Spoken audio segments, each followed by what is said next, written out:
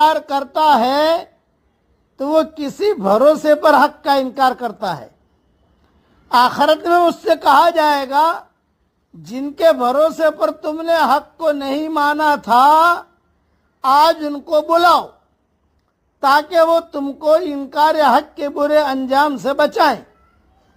مگر یہ خدا کے ظہور کا دن ہوگا،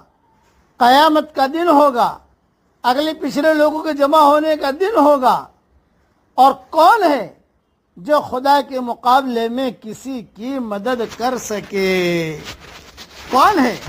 جو خدا کے مقابلے میں کسی کی مدد کر سکے؟ دنیا میں یہ بہت دھیان سے سننا، یہ اگلا جو مضمون میں عرض کر رہا ہوں، دنیا میں آدمی کسی حال میں چپ نہیں ہوتا،